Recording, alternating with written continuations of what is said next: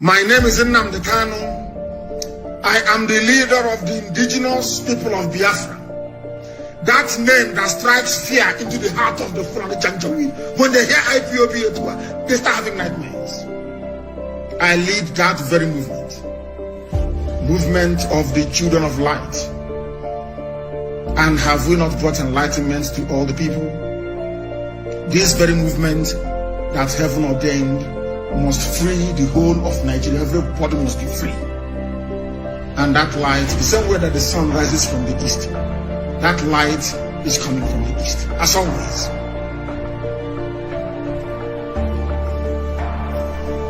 I am the director of Radio Biafra and Biafra Television. God gave me another assignment this year, it seems. Not only to serve the wonderful people of Biafra, but also to serve the brave youths of Nigeria.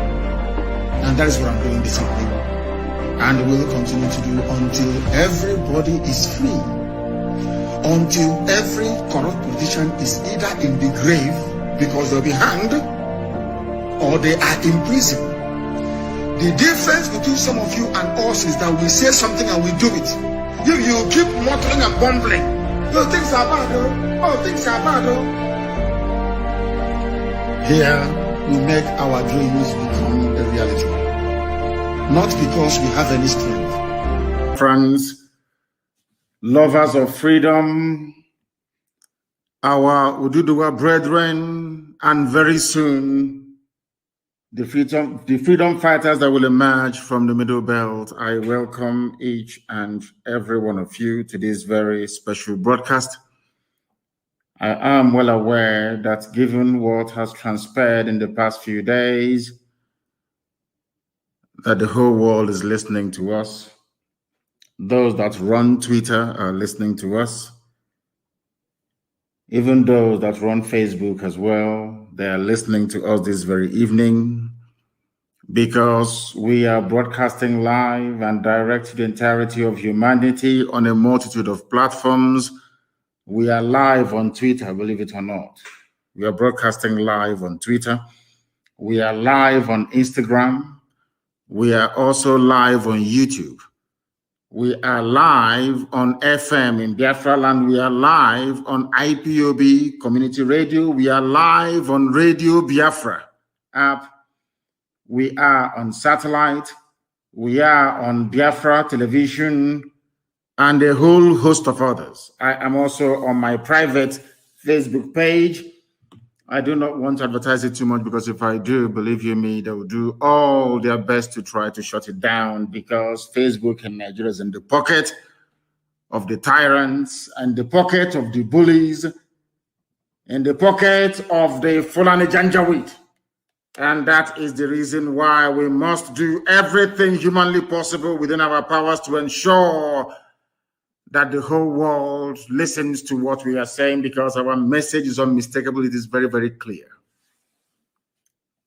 It is about the restoration of the kingdom of heaven upon the face of this very earth for which we owe no soul an apology. Good morning, good afternoon, good evening, and good night to some of you. Wherever you are in the world, as long as you have an internet-enabled device, you ought and should be able to listen to us. And please, I welcome you this very evening from where I am. Endeavor to welcome other people as well, especially your friends, your family, those that you wish were born elsewhere, but not in the damnable contraption called the Zoological Republic of Nigeria. The time now is exactly 8 minutes past 7 p.m. in the sacred land of Biafra, and by the same number of minutes past the top of the hour, regardless of where you are.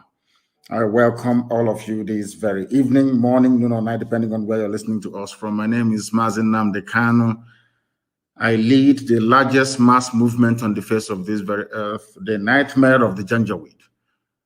Here we speak the truth, the whole truth, and nothing but the truth. Incontrovertible, of course. Sometimes controversial, admittedly so, but incontrovertible truth. That is what we preach on this very noble platform. I'm sure right now in Abuja, everywhere is at a standstill. If you go to Asorok now, most of them are on Bicodin. Some of them are on ibuprofen. Some of them are on painkillers. Some are even taking hard drugs, I'm telling you the truth, because they cannot fathom, they cannot understand, they cannot comprehend our tenacity, our determination, and our doggedness. They understand that very clearly. I am the director of Radio Biafra and Biafra Television, and by the very special grace of the Most High Elohim in heaven, a servant of the wonderful people of Biafra. We have gone past the stage of lamentation. We no longer lament. They kill us, they invade our homes, they do everything humanly possible to dehumanize us. But we are carrying on regardless, because we are, quite frankly, unstoppable. They are incapable of stopping us. That is why this evening, regardless of where you are, you must participate. Get your pen and your paper ready. If you're a Janjaweed, you get your chalk and your slate. Because this evening we are going to lecture, we're going to teach, we're going to enlighten, we are going to bring knowledge to you. And if you are discerning, if you are the discerning type, believe you me, you ought and should be able to learn a lot this very evening. Morning, noon, or night, depending on where you are. This very broadcast is going out to the whole world. Everybody is listening all over the world. Heads of governments are listening. Social media giants are listening. Everybody wants to hear what we have to say. It is a gospel, a message given to us from heaven itself, and we must preach it to the living. First of all, before we proceed, you must understand that we are in a season of prayer with intermittent fasting now and again. We are reading the book of Psalm from number 1 to 150. Today is our 7th day, and I am going to pray my prayer this evening as it is customary for us to do on this noble platform. And I'm going to pray the prayer of David from the book of Psalm, chapter 7. And I will pray in English because a lot of people are listening all over the world. I mean, a lot. Millions are listening all over the world. And I want them to follow our proceedings this very evening. Very, very critical, very, very important that we do so. O Lord, my God, the creator of the heavens and the earth, we take refuge in you. Save and deliver us from all that pursue us. Because if you look away from us, they will tear us apart like a lion and rip us to pieces with no one to rescue us. Because the world is against Biafra for no reason. We are hated, we are despised for no discernible reason. Only thee, O Lord God Almighty in heaven, is our Savior, not man. You must come to our rescue because you are our Lord and you are our God. If we have done this, if I have done anything, if there is guilt on my hands, if I have repaid anybody, be it friend or an adversary, with evil or without cause, have done wrong to any man or woman, then let the Fulani Janjaweed pursue and overtake me. Let them trample down my life to the ground and make me sleep in the dust. Arise, O Elohim, Adonai El Shaddai, in your anger, rise up against the rage of the Fulani Janjaweed Caliphate and the Zoological Republic. You will rise and you will fight for your children.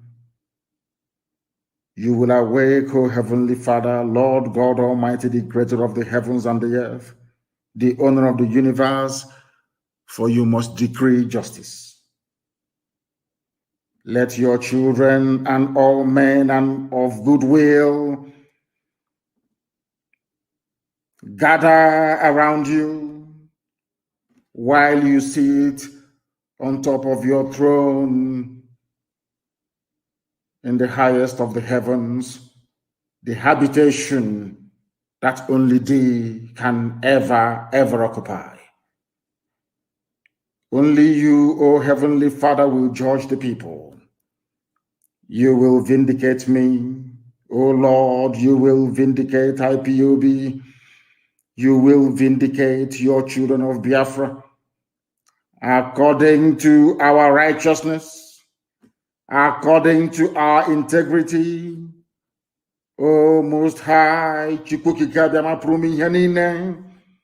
bring an end to the violence of the wicked. Bring an end to Fulani Janjaweed violence in our land. Bring an end to their abductions. Bring an end to their kidnappings. Bring an end to their extrajudicial slaughter of the innocent. Bring an end to their forced conversion of Christians into Islam. Bring to an end their mediocrity. Bring to an end their senseless feudal rule. Bring to an end their evil and their deception.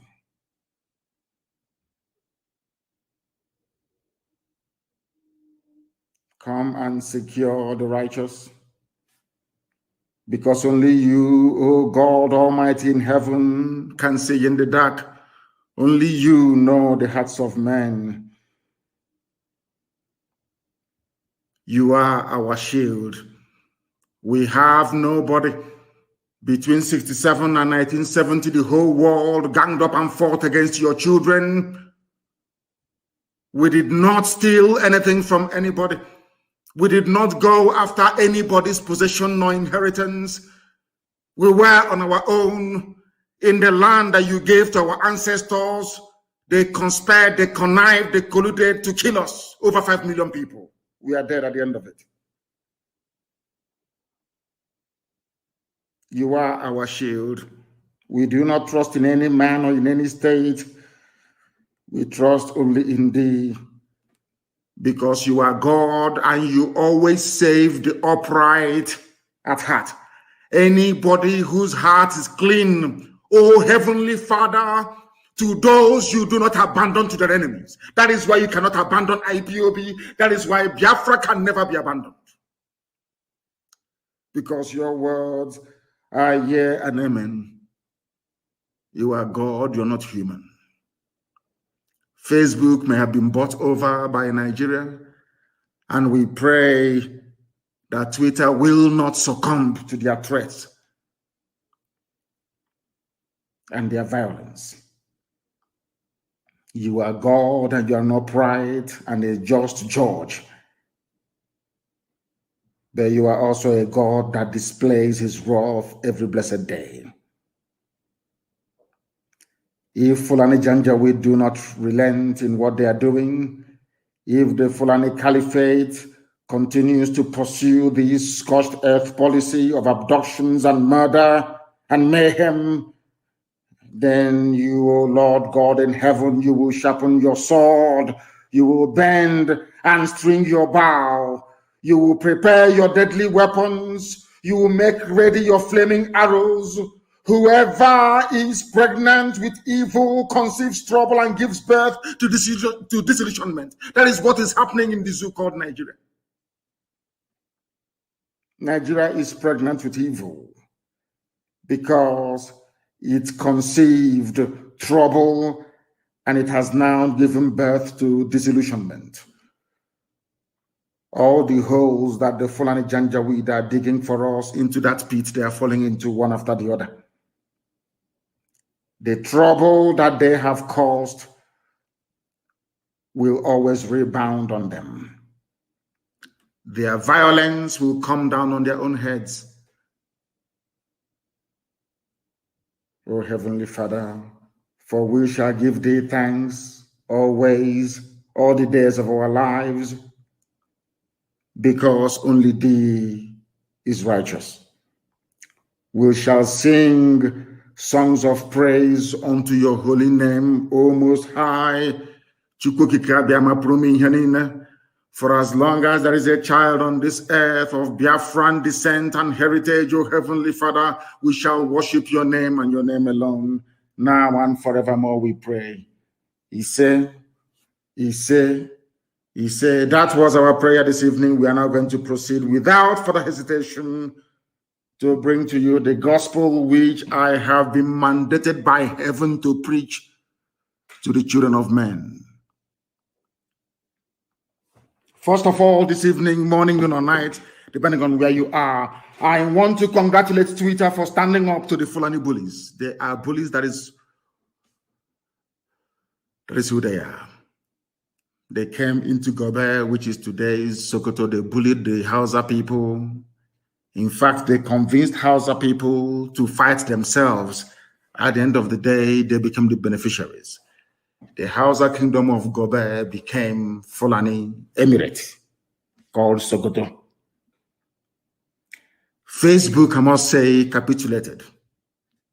Facebook came to Nigeria, made their headquarters in Africa, if I'm not mistaken, or is it West Africa, in Nigeria, and proceeded to receive huge sums of money. The entire staff of Facebook in Nigeria are under the payroll of the Ministry of Information and Culture. They are all compromised. Facebook capitulated because of money and threat from the dead dictator that the Fulani cabal are now ruling in his name. Therefore, I say to Almighty God, thank you very much that Twitter chose Ghana instead of Nigeria, because sometimes I imagine what would have become of Twitter had they made their headquarters in Nigeria. By now, I am sure Lai Mohammed, the entire Fulani Caliphate, awash with vast sums of money, would have bribed the entire staff of Twitter as they did to Facebook. And their mission, rather than being one where thoughts and ideas are shared over the social media, they would have gone straight on into censorship and restriction, the same thing that Facebook is now doing today in Nigeria. Because Facebook's mission today is to stop free speech and every article that is critical of the government of Nigeria. That is why, or that was why I tried to argue yesterday with some of my people that the Attorney General of the Federation of Nigeria, Malami, ordering the prosecution of offenders is not only laughable, but it is the height of unforgivable idiocy.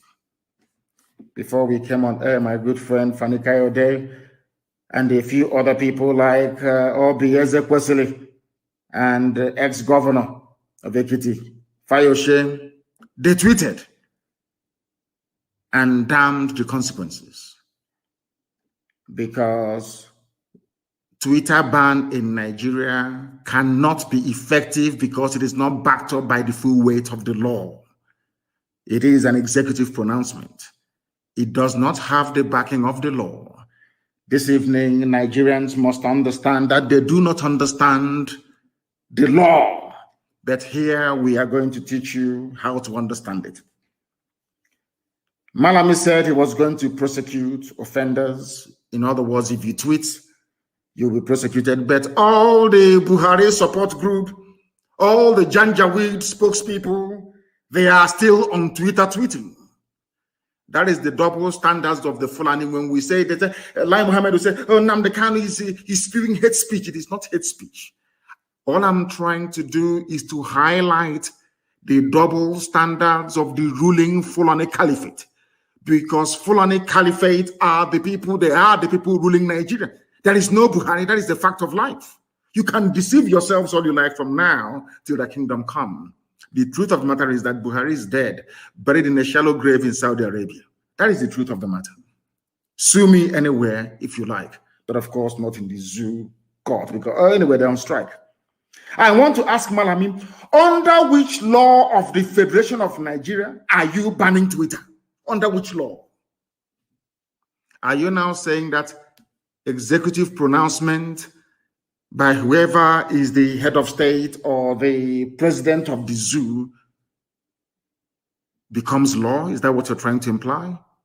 If that is the case, then that means you don't understand what Montesquieu went through in order to put to paper his treatise on separation of powers. It means you did not go to school. You're not an AGF. It means, of course, you're a quota lawyer, so you know nothing.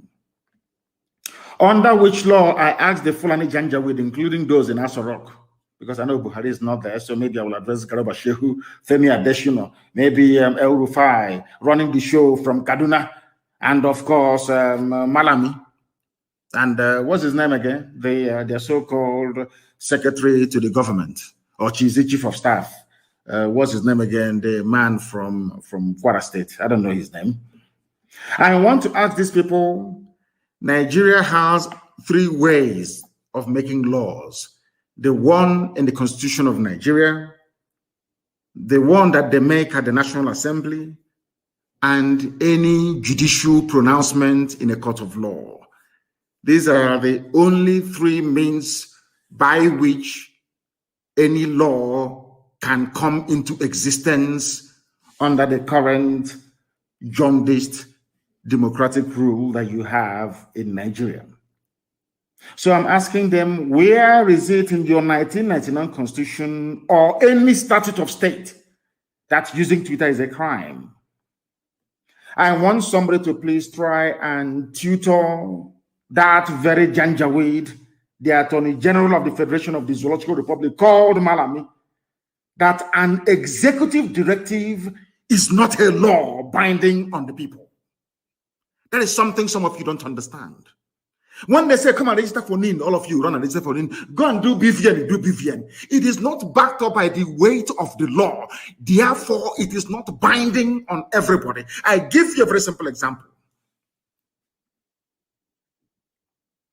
Remember most of the laws, that most of the executive decisions that were taken by Donald Trump, how quickly they were reversed. And in most cases, some courts said they will not even uphold it. It was turned down. It is not binding on the people. It is an executive decision. It is not a law. You can't wake up in the morning and say, oh, I am banning Twitter because of that. Nobody should use Twitter. Are you mad? Who are you? If Nigeria does not want Twitter in their territory, all they need to do is to go to the National Assembly and pass a law or a bill saying we no longer require the presence of Twitter in our land. That now becomes law, punishable by whatever thing that the law courts may deem fit. Only then will the use of Twitter be prosecutable. You cannot prosecute somebody based on executive fiat. It is not done anywhere in the world. But because they are bullies, they do not understand the niceties of the law. Therefore, any instruction by those claiming they are Buhari or the Attorney General of a Buhari to arrest and to prosecute Nigerians still using Twitter is null and void, because there is no law criminalizing the use of Twitter. And nobody, no president in a democracy has the prerogative to make laws by virtue of his or her pronouncements. It is not done anywhere in the world. That is why you have a democracy. But of course, some of you in the Cow Republic, you don't understand what we're talking about. Some of you are not learned enough to appreciate what we are discussing this evening, or this very gospel that I'm bringing to you, but that is a fact. You can be a president, you can issue directives, but you do not make the law. That is why you have the National Assembly. That is their job. Once they make a law, that law now becomes binding on everybody. That is how civilized people behave. You cannot ban anybody. There is no law in the zoo criminalizing the use of Twitter. And whoever claims that he is Buhari cannot make any laws. He is an executive or the head of the executive branch. Their job is to implement and execute the laws. The duty of the courts is to interpret the law. I don't even know if these elementary government is, if people are actually aware of it in Nigeria. I'm not even sure that people are aware of this very simple fact. The policy of this administration in the zoo to suspend Twitter's operations in Nigeria is not law. It is a policy. The Constitution, the flawed Constitution of the Federal Republic of Nigeria guarantees all Nigerians the right to free speech and freedom of association, freedom of expression. That is what I'm doing tonight, speaking my mind. You may disagree with it. Of course, the Janjaweed will, but the majority have over the years accepted it to be gospel and the fact. That is my opinion, and I am entitled to it. Something that the Fulani Janjaweed do not understand. When I speak, they say it is hate speech. It is not hate speech. I am stating the obvious, and I'm stating all these facts. I will buttress some of them with evidence as we progress this very evening. Therefore, everybody, if you are in Nigeria, please ignore the stupid threat that you will be prosecuted if you go on Twitter. And all of them, they're on Twitter. They are on Twitter. All of them, they're on Twitter. They're still tweeting. When they call me all manner of names, when they were calling IPOB miscreants, they called us every vile name under the sun. Nobody complained of hate speech. When that fool on bleaching cream with 2 dots on his forehead were writing nonsense and calling me names, nobody pulled his tweets down. Nobody complained. Not at all. I don't complain because I take as much as I give, so I don't complain. People are entitled to the opinion. And I don't expect everybody to agree with me all the time. It is impossible. These people, because we stood up to them, because IPOB said enough is enough, because we formed Eastern Security Network to safeguard our land, our forest, and our bushes, and our farmlands for our people to go and farm, because we said to Fulani, you cannot conquer this land of the ancients. That is the only crime we committed. That is the only crime we committed. They went overboard. We are going to speak in the language you will understand. But Boko Haram, ISIS in West Africa, Ansaru, Miet Yala, Fulani foreign bandits, Fulani local bandits, Fulani terrorists in general, Al-Qaeda in the Maghreb. These are all terror franchise run by Fulani people in Nigeria. That is a fact. It is not hate speech. It is a fact.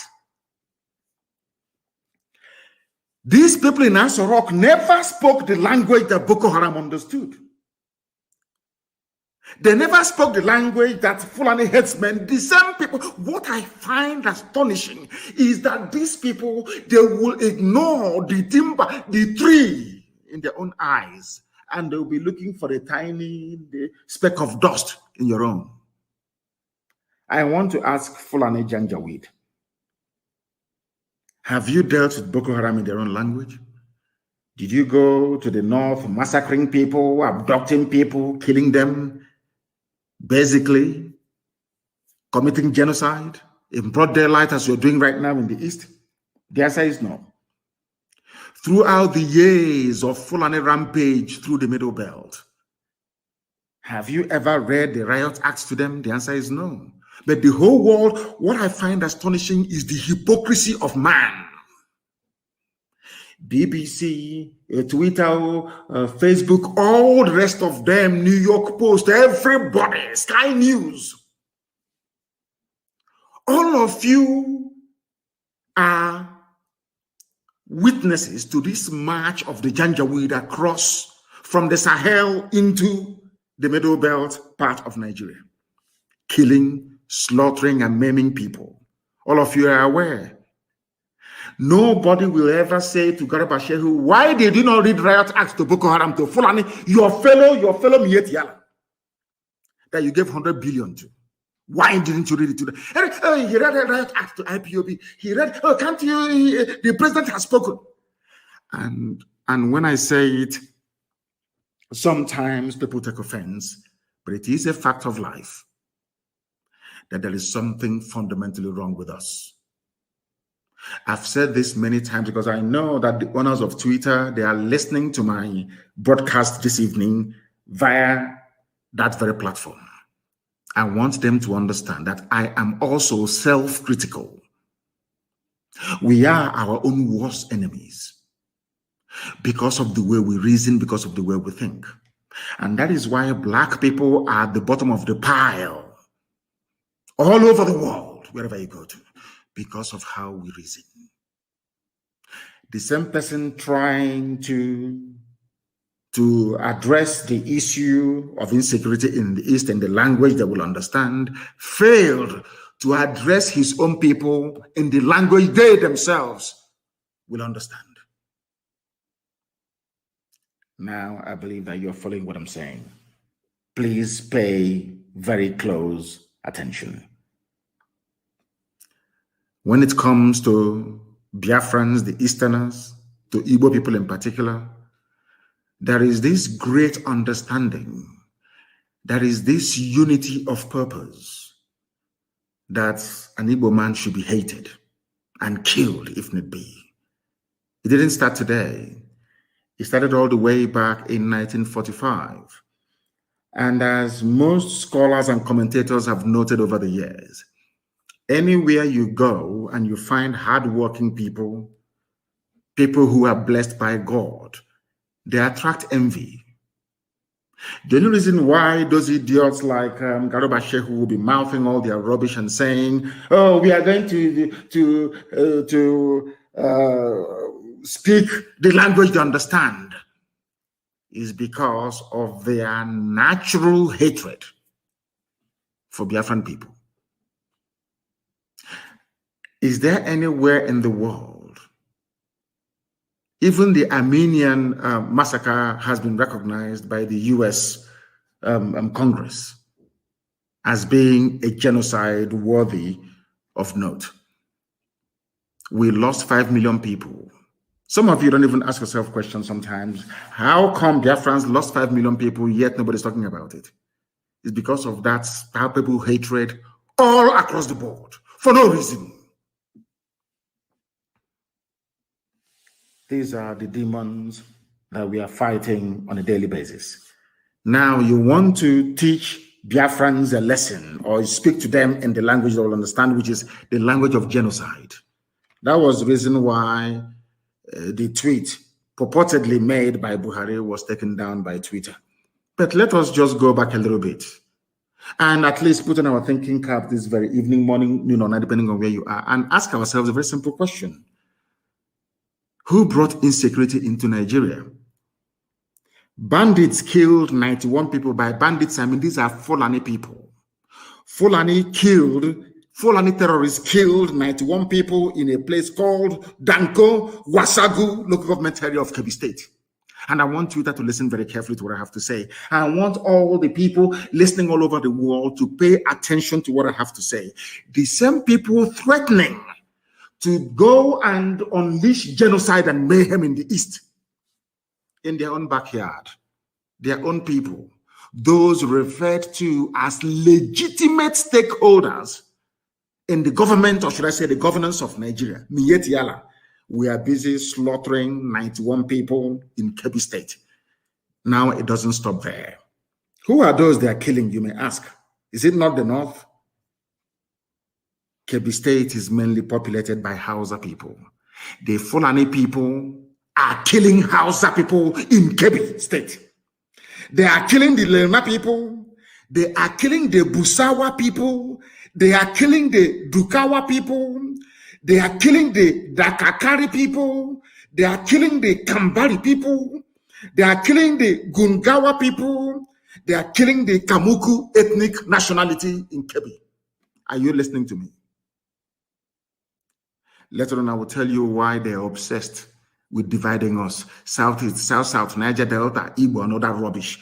Because in the North, I'm telling you the truth, they are not one. Forget all the rubbish. Because what the Fulanis did very cleverly was to emasculate the political, economic, and social space within Nigeria. All the, should I say, media outlets in the north only have one agenda: to throw out the Fulani narrative on a daily basis. Daily Trust, Premium Times, NTA, Channels Television, to an extent AIT. They are using Punch newspaper. Intermittently, they will use Vanguard. They will use Nation newspaper as they will. Now and again. In Kebbi State, as they are busy telling you about Southeast and South, Niger Delta and Igbo. Delta is not even other rubbish. I want to tell you that in one single state in the north, the Fulani is a minority. And in that place that the Fulani people are a minority, they have gone on and killed 91 Hausa people. Are you following what I'm telling you? They have killed 91 Hausa people. You will not hear anybody ever. If it is anywhere else, they'll say, oh, they're killing Fulani. What is happening to Fulani? But Fulani went into Kebbi State, which doesn't belong to them, and killed 91 Hausa people. This happened 2 days ago. No, in fact, basically on Saturday, very early morning on Saturday, it happened yesterday, to be honest, the 5th of June. The police command in Kebbi State on Saturday confirmed that bandits, they don't want them to be called terrorists, because once they're called terrorists, you know, Boko Haram, ISIS in West Africa, Al-Qaeda in the Maghreb comes to mind, and Saru and Mietiala will come to mind. So you know what the government of Nigeria did through Lai Mohammed, their Minister of Information? They said to media houses, do not call them Fulani terrorists anymore, just call them bandits. So that way the eyes of the people and the attention of the world will be deviated or deflected away from the real identity of these murderers and killers. It's a very simple strategy. Maybe it was Britain that advised them to do that. Maybe it's Katrina Land that advised them to do that. I am telling the whole world only yesterday, as they were shouting about Southeast insecurity, we are going to kill, we'll bring in the army, we'll land aeroplane, we'll bomb everybody. In their own backyard, this same government is aiding and abetting the Fulani slaughter of Hausa people. It's here now, it's not very clear. Bandits kill 91 people in Danko, Wasagulo, confirmed by the police. And who confirmed it? The public relations officer, the PRO. His name is DSP Nafiu Abubakar. He confirmed the figures and said all the victims were killed in 8 different communities in the local government area. He said 8 different communities. These are Fulani people killing Hausa people. Telling you the Hausa Fulani. That is why I keep wondering, I keep asking Nigerians all the time, what is in your brain? What sort of substance is in your brain? Is it the white matter that God created, or is it something else that is there? As they have now corralled all the media houses in the zoo to focus on the East, Fulani are busy killing Hausa people.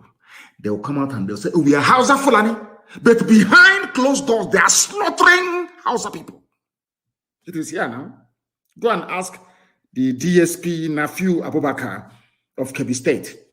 He is the public relations officer of the police in Kebbi State. He confirmed it. According to him, had 88 bodies and dispatched a detachment of operatives to maintain law and order in the affected communities. There is no bombardment. Like all, no, not at all. Because they are all the Fulani, they know what they're doing. There is no bombardment. There is no shoot at sight order. There is no abduction of young men with tattoos on their body. No rape of women. No, not at all. This is in a state where 88 Hausa people were slaughtered by Fulani terrorists. Now tell me why any decent person would want to belong to such a country.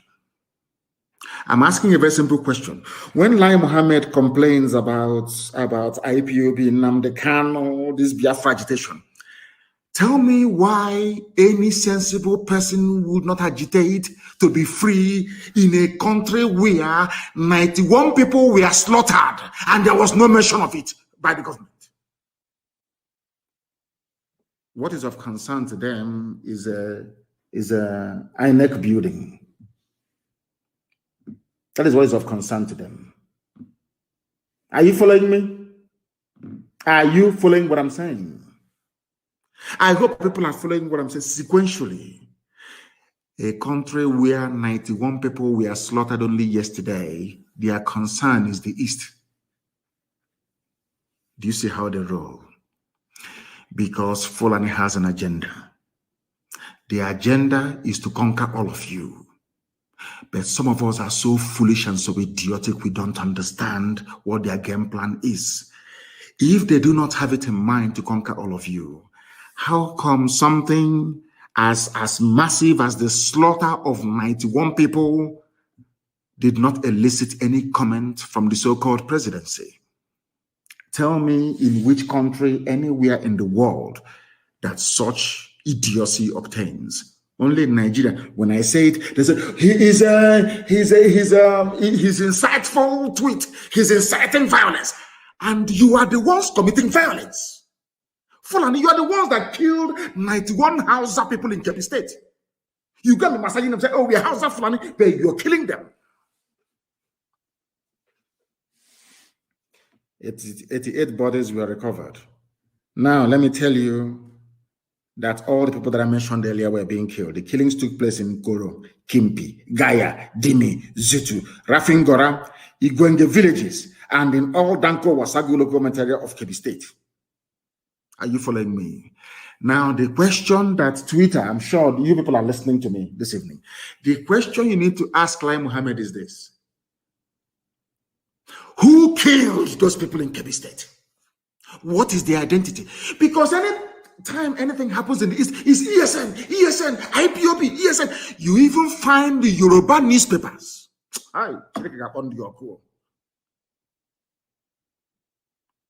Without any investigation, they will say it's IPOB, ESN, IPOB, ESN. I want to ask Yoruba media, Yoruba journalists, you evil people, have you ever wondered or asked yourselves the people behind the slaughter of the innocent in Kebbi State? Why couldn't you say it's Mietiala? The way you quickly say it's IPOB, it's ESN. It is that hatred. It is in your bone marrow. You cannot get rid of it. I am not talking about the freedom fighters we have in Yoruba land. I am talking about their journalists. Journalism from Yoruba land is pure venom, designed to paralyze your thinking faculties and to render you useless. By the time they are done with you, Fulani will just walk you over. I want to ask Yoruba newspapers, how come you are saying it is bandits that kill people in Kebbi State, whereas anything that happens in the East is ESN, IPOB? Why? Do you see why I hate Nigeria? Do you see why I agitate for Biafra? Because you hate me for no reason, for speaking the truth. That is the only, you hate me for no reason. Then why should I not seek a country of my own? Given the level of hatred you have towards us. Daily Trust newspaper will be somewhere in Kaduna. Something will happen maybe in Okigwe, and he will write this IPOB ESN. He has never been to Okigwe before. I want the world to listen to what I'm saying, to understand the level of hatred directed towards Igbo Biafrans especially. To all Biafrans anyway. The other ones, they are treating them as if they are normal, but of course they are not. Fulani killed Hausa people. The same newspaper is writing Hausa Fulani, Hausa Fulani. I want to ask the whole world tonight, who are the people responsible for the killing of 91 Hausa people in Kebbi State? The answer is Fulani. And they know, but they are terrified to write the truth. They are terrified to speak the truth. That is why I cannot be in the same country with you people. You people are evil. You are evil. You see evil and you support it. You keep your mouth shut. You want Tinubu to be president. And you are paying dearly for these mistakes you're making. As we proceed, I'm going to bring to the attention of the world the damage that Yoruba journalism has done to Yoruba people. I will prove it tonight. On this noble platform, what we preach is the truth. You may not like it, but if you go back and reflect upon everything that I say, you will come to the realization that it is the truth, the whole truth, and nothing but the truth. You may not like the way I deliver it. I give you that. I'm not too bothered about it. But ask yourself this question: is Nnamdi Kanu speaking the truth? This evening, am I preaching the truth or not? Why is it anytime something happens without proper investigation, it is IPOB or ESN? But only yesterday, all of you in the zoo called Nigeria, you reported the massacre that took place in Kebbi State. My simple question tonight is to Punch newspaper, to Nation newspaper, to Vanguard, all the rest of you that are basically trotting out the Fulani narrative every blessed day. I want to ask a simple question. Who are the perpetrators of that heinous crime in Kebbi State? Once you answer it truthfully, you will now understand why I am pursuing a sovereign state of Biafra. Because all of you are hypocrites. I want also, Twitter, are you listening to me? Because they want to listen. Lai Mohammed told them, go and listen to him. You hear his hate-filled speech tonight, and you ban him on Twitter as they bribed Facebook to try and suppress my page. And Twitter, you're listening. My happiness is that Twitter is owned by a white man. And white people are more objective when it comes to issues of this very nature. I don't want to go into the background of Mark Zuckerberg. That will take care of itself in time to come. But I'm sure that the owner of Twitter is a white man. So he is bound to be objective, at least. I want to also let the whole world understand what is happening in the north. In Fulani-controlled northern part of Nigeria, the core north, I call them the Arewa, the Janjaweed frontier of the north. What is happening? Do you know that Islamic leaders who are Fulani people are abducting Hausa people who are Christians and forcibly converting them to Islam and forcibly marrying them off to whoever that wants to take a Hausa Christian bride? Are you aware of that? No, you're not aware of it. Because some of you erroneously think that in the north, they're all Muslims. Is that what you're thinking? No, you're wrong. Islam is in the minority in the north. You'll be shocked to know this. Now, let me explain something to you. And I must thank Inter-Society for bringing this to the attention of the world. Because they actually called for the prosecution of some Islamic leaders in Katsina State. The same state that they claim the dead Buhari, whoever is there, comes from. Answering Buhari. Of course, the late Buhari comes from Katsina. Do you know what they're doing in Katsina State? Fulani Caliphate Islamic people there are kidnapping people, young women, most of them Hausa Christians, and forcibly converting them to Islam. It may sound far-fetched, but it is true. And I'm going to shock most of you this evening. There is a group in the north. They are called the Hausa Christian Foundation. HACFO, HACFO for short. The Hausa Christian Foundation reported incidences of indiscriminate abduction of underage girls by Islamic leaders in Katsina State and forcing them to renounce their Christian faith to take up Islam. What they did to Leah Shoaib. To tell you that they are all in it together. This is what I want Yoruba media to understand. I know that some of them are Muslims. I understand that very well. But at least they are educated. They went to school. They are not quota products as you have in the North. Not at all. You have in the Janjaweed North, that is. Do you know what the group said? Hausa Christians, what they said. The Nigerian government must sanction the Katsina Islamic leaders for indiscriminate abduction and forceful conversion of scores of Hausa Christians, especially girls of underage, to Islam. This is according to a statement issued on the 15th of April, 2021 by the Hausa Christians Foundation. According to the group, there has been indiscriminate abduction of hundreds of Hausa girls and their forcible conversion to Islam. The abducted Hausa Christian girls who are under the school age of 16 are also forced into early marriage, done outside the consent of their parents. This is happening in a place called Nigeria. These are the people that want to ban Twitter. These are the people that bought over Facebook. The same people that bought over Satlink in Israel because they were carrying our signal. These people. I'm asking all of you Nigerians, for goodness sake, when will you begin to reason and to learn? They claim, are we not upholding the rule of law? So the rule of law in the North stipulates that you must abduct a little girl and forcibly convert her to Islam. This is happening. It is a report.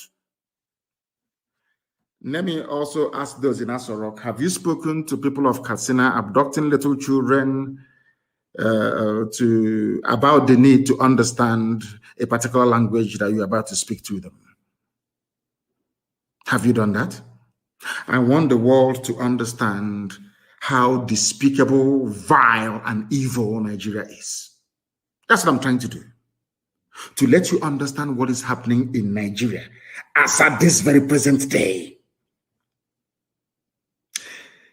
People must understand the game plan of the Fulani, and I want Twitter to understand it. They will come with harassment. They will try to buy shares in Twitter. They will try to impose their own people as directors of the board of Twitter. They will try to get you to change your policies towards Nigeria because the Fulanis have a long-term goal. They know what they're looking for. They want the total Fulanization and Islamization of the geopolitical space called Nigeria. That's what they want. And they will never stop until they get it. They will never ever stop. This is something that I want Yoruba people to understand. This is something I want Middle Belt on. In Middle Belt, you will be taken. You'll be swallowed alive. I'm telling you, you will be taken. The only reason why this demonic Fulanization is not in full swing is because of the activities of IPOB and Eastern Security Network. That's what is stopping them. If not by now, we would all be gunners. The time now is 5 minutes to 8 p.m. in the land of Biafra. We are live and we are direct. It is also the same number, say 3 minutes to the top of the hour, regardless of where you are. We are preaching a gospel that heaven asks us to speak and to preach about this very evening, and we must do so. People are saying, ESN, IPO, not people anyway, of course, the Janjaweed and those that hate Biafrans, naturally, that's what they always do. They've been doing it since 1945. It's not new. The demonization of the East didn't start today. It's since 1945. And it's never going to stop. Even when we get our Biafra, it will never ever stop. It is inbred. How did we get to where we are today? I want to ask, people must listen very attentively, please. I want to ask the whole world. You're talking about ESN, you're talking about IPOB agitation and all that rubbish, the way we speak, our violent thought. I want to ask the whole world, please. How did we get to where we are today? Number one question I want to ask the Zoo media, Nigerian journalists. In 2014, what did IPOB do to warrant the massacre of people in Onitsha and the Enugu? I hasten to add. In 2015, let me also ask, what did we do to deserve being massacred on October and November of 2015? People talk about Nigeria as if it is one normal country or nation. No, it is not. Nigeria is a gangland. It is run by gangsters, basically, masquerading as politicians. This is something that Twitter must understand. The world must understand it. It is a fact. Let me ask you. You see the Shia people, Shia Muslims of El Zagzagi. What did they do to deserve to be massacred in Zaria? Were they violent? Were they carrying arms? Let me leave Shia. Let me come to IPOB once again. In 2016, I was in detention. I was in detention in Abuja. People gathered to remember 30th of May, 2016. We got together in a place called Mpo. Or should I say at a place called Mpo? I have to be grammatically exact. To pray, to remember the dead, exactly what we did a few days ago. Do you know what happened? I want the world to understand. I hope Twitter can follow what I'm saying. I want mankind to understand.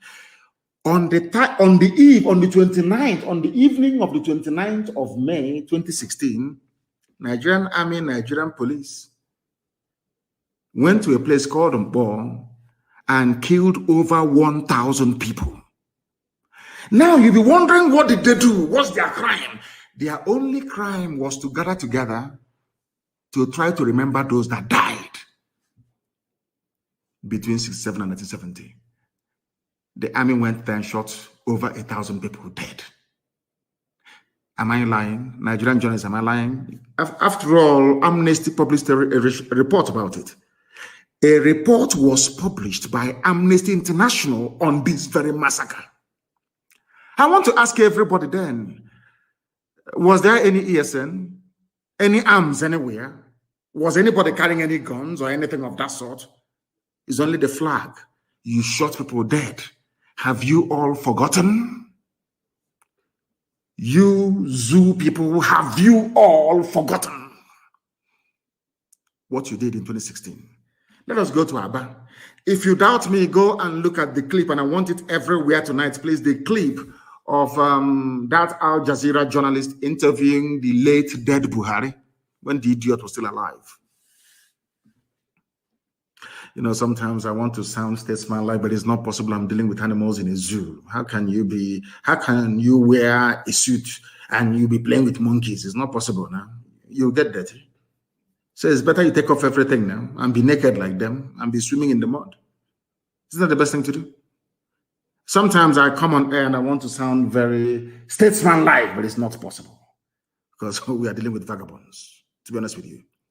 Why did I call them vagabonds? Listen to my reasons, please, before you castigate me. Those you massacred at Mpo in 2016, what did they do to you? Were they violent? Were they armed?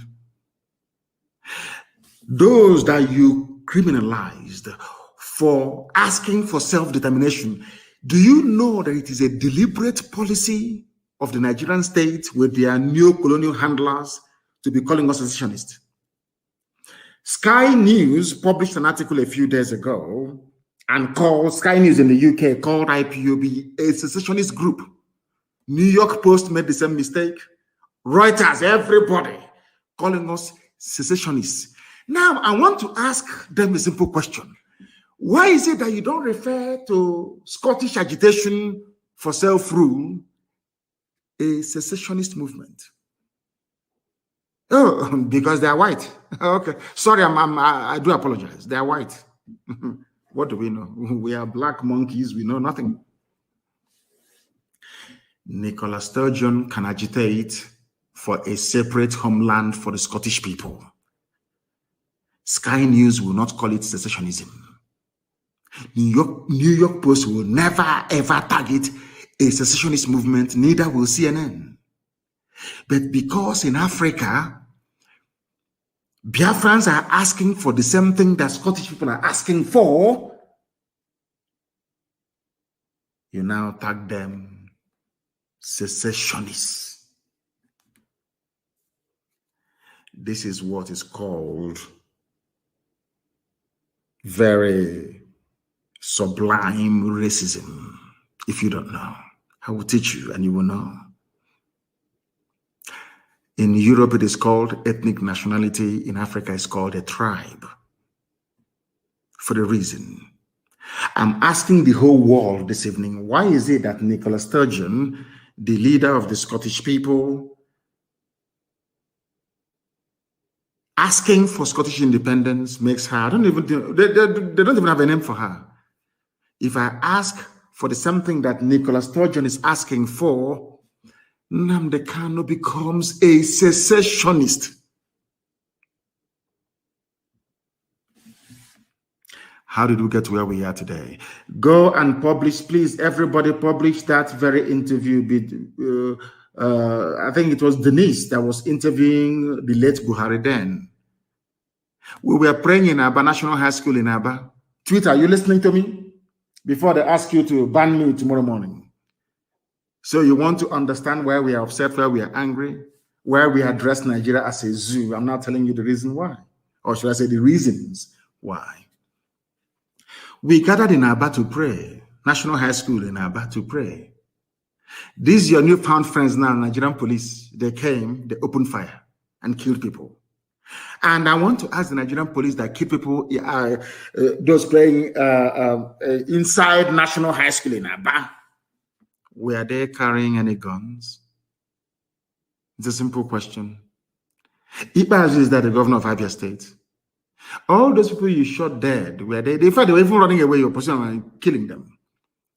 You packed some of them, you thought they were dead, and you put them in a pit along Aba Iguacha Expressway, and you poured that seed on them. Luckily, one person survived that very ordeal. I hope that Yoruba journalists are listening to me tonight. I hope you're listening very carefully and attentively. You want to understand why we're upset? I'm not telling you why we're angry and why we want Biafra. You thought they were dead. You shot so many people dead. You packed their bodies and dumped them in a borrow pit. In order to make their identification impossible, you pour that seed on them, on their faces, to disfigure them. True or false? We have a survivor of that very ordeal, and his plight was well publicized. I even think that CNN even carried the news at some point. But you know one funny thing? Yoruba media never carried the news. But when one Nigeria, they wanted to be good Nigerians. We all need to be good, but they never carried the news of this grave injustice being done to a people. Are you following me? Why did we form Eastern Security Network? Why?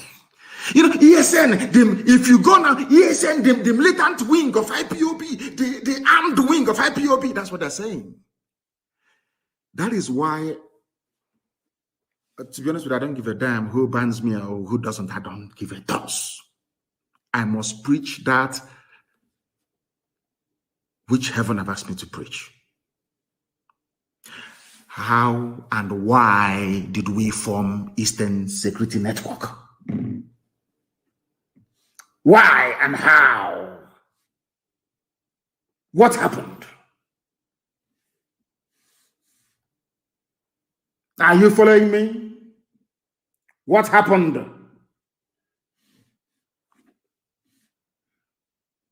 We formed, I think his name is Jack and of Twitter. Jack, the reason why we formed Eastern Security Network was because our mothers were being raped when they go to the farm. Our daughters were being slaughtered, cut into pieces. Why did we form Eastern Security Network? because our mothers were being killed and raped in the farms, our fathers were being slaughtered, we can no longer go to the farm. Our forests and our bushes were unsafe. Was that not the reason why ESN was formed? I'm asking Yoruba journalists. Is it not the same reason why you formed Amoteku? Is that not the same reason why? Don't Amoteku carry pump action? Is Amoteku not armed? Is anybody remotely suggesting that Amoteku is the armed wing of Yoruba liberation movement? I'm asking this question. Now, the thing is, you people, you are Southerners, you are Black people. Some of you are well-read. But what I don't understand is, why do you keep gravitating towards evil? Why do Yoruba journalists always want to support evil? I can't understand it for the life. I don't know why they do that. Amoteku is armed, clashing with Fulani headsmen in your forest. Is that not correct? Anytime we drive away Fulani from our forest, you now come back to us and tell us that we are armed wing of IPOB. Forgetting the reason why we formed it in the first place. What is happening in Oyo? There is massacre going on in Oyo. I'll get to that later on. Do you know my happiness today? Miyetti Allah opened their mouth and said, we are no longer in the southeast. That's what they said. And our people keep forgetting those that made it possible for these terrorists and murderers to leave our land. It is Eastern, because of Eastern Security Network. Eastern Security Network. That's the reason why. In case you don't know, IPOB made it possible. Do you know that it is only in the East, in Biafra land, that Miyetti Allah openly confessed and said, we no longer have a presence there in the whole of Nigeria. Only in Biafra land. Do you know why they said it? Because we drove them away from there. Eastern Security Network drove them away from there. Do you understand? They said, but insecurity has persisted, despite the fact that we are no longer in the East. This is Miyetti Allah, the fourth most deadly terrorist group in the world, in the whole world. And I want Twitter to understand what I'm saying tonight. The fourth most deadly terror group in the world is Fulani headsmen. According to the Global Terror Index. Go and Google it. The only place Fulani said we are no longer moving our cattle, raping and killing people is on Biafra land. And which people made it possible? Who are the ones that made it possible? Intellectual man, who made it possible? I'm asking you. Something that all of them couldn't have done. We formed ESN December of last year, and by May of the next year, Fulani confessed we are no longer in the southeast. Now tell me who is there killing people? Fulani soldiers, Fulani policemen, Fulani DSS. Because we defeated their foot soldiers, Miyetti Allah, they got upset.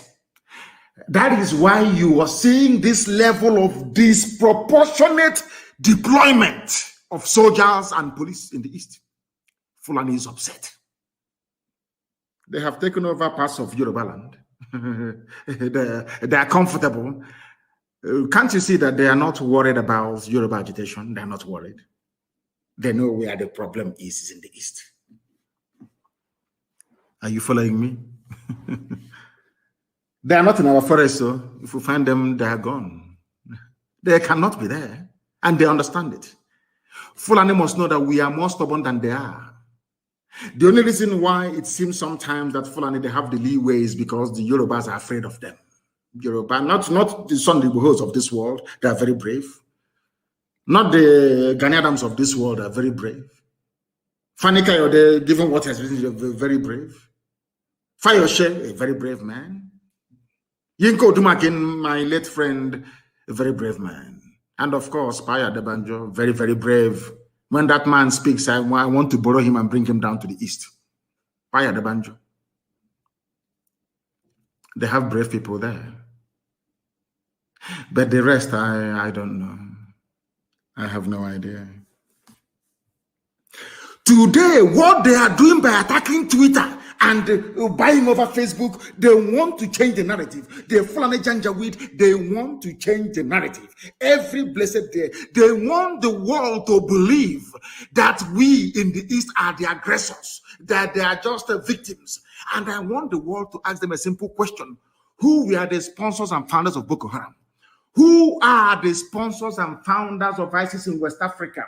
Before then, who are the founders and sponsors of Al-Qaeda in the Maghreb? Who are the sponsors of Ansarut? Who are the sponsors of Fulani headsmen, Miyet Yalam? Who are the sponsors of even the foreign bandits that I'm talking about? How many terror groups have I named for you now? All exclusively Fulani owned. Yet, their focus is in the East. I want the world to understand something today because all of you are listening. Nobody hates the police or the army anywhere in the world. But I need you to understand something, that in Nigeria, you don't have an army. What you have is a fully Fulanized terror machine in uniform. A gang of murderers in uniform. That's all you have. I'll prove it to you later. We are not going to allow the Fulani to change the narrative. That is why they're upset. They have managed to subdue everybody else in the zoo, apart from IPOB and ESN. They cannot, and they know they cannot. It doesn't matter how many people we lose. We don't care. We keep going. I lost my mom and my dad, and we are still marching on, aren't we? I lost 28 men, very close. We are still marching on. I lost a cousin at Hako to Nigerian army. We are still marching on. We are not going to stop. So you understand it very clearly. Now listen to me, please. The reason why anytime you see them, IPOB, what they're doing, they want to break the country. The elders must rise up and speak. All those fools. Let me tell you something you don't know. We are the way we are because you made us so. Your hatred for me is what conditioned me over the years to react to you the way that I'm reacting to you, because you are evil. Nigeria is an evil entity, very, very satanic. You want to change the narrative. It's IPOB, they're the aggressors. I saw some women, was it yesterday? Give them their Biafra. We don't want to die. Look at murderers calling other people murderers. Can you believe such nonsense? The Fulani leaders, you cannot win. You cannot defeat IPOB. You people were the ones that established many terror organizations in Nigeria in a bid to overwhelm the country and take over the territories for your Fulani people. IPOB became a stumbling block to that very Janjaweed expansionist tendency. True or false? Am I lying? You were ruling Nigeria before, doing everything you like, controlling NMPC, controlling the seaport, customs, everywhere you ever. Now, finally, because you felt that you've subdued everybody else, now you can now march on with your foot soldiers into the east, because you've taken over Yoruba land. Of course, I know that very well. You came and we said, no, you can't come into this land to take it. Come and do your business and go. You said no. Now, because we defeated Miyet Yala, you now brought in police and army with official uniform, official badge to come and kill people. And I also want to remind Twitter, because they're listening. Twitter, please. Do you know that in the Nigerian army and police, there are terrorists there? Are you aware that Nigeria actively recruited terrorists, killers and murderers and rapists, and gave them army and police uniforms? Are you aware of that? How can anybody, Yoruba journalists, how can you people in your infantile stupidity refer to Nigeria as having an army or Nigeria police? Or where are those terrorists that they conscripted into the Nigerian army and Nigeria police? Where are they? People without shame, where are they? I'm asking you. Fulani, you want to change the narrative? Of course not. They want to put the blame of insecurity in Nigeria on IPOB. Can you believe that? Can you believe these people? Can you believe them? Can you believe these people? And luckily, as God will have it, they are slaughtering themselves in the north. But IPOB securing the east are the ones to be blamed for the insecurity in the east. There is a clip I want everybody to play, please. Hope most of them opened his mouth and said, I invited the army to come into Olo. There was nothing happening. Fulani, the Hope most of them gave Fulani land in Olo to do Ruga, Fulani settlement. And we said no. We drove the Fulani murderers and terrorists away. Hope most of them now invited his friends, his masters from the north, to bring in their army and heavy machinery into Olu to kill us. That was how all these things started. All of you have forgotten. Black people in this UG, black, you have all forgotten the Genesis. The same way that all of you that are blaming Boko Haram is a terrorist group, Boko Haram, what they're doing. But when Nigerian police were busy killing their leader and killing everybody else, all of you were just there drinking Fradununu. Or doing betting on Chelsea versus Man U or Liverpool versus Man City. Nigeria army and police will go out and commit atrocity upon atrocity. All of you will be there, you keep quiet. Any day, those people out of anger rise up and retaliate. All of you baboons and monkeys will start writing rubbish. Do you know why? Because you have no conscience, you have no soul, you're a black person, you are the embodiment of evil. Is the truth.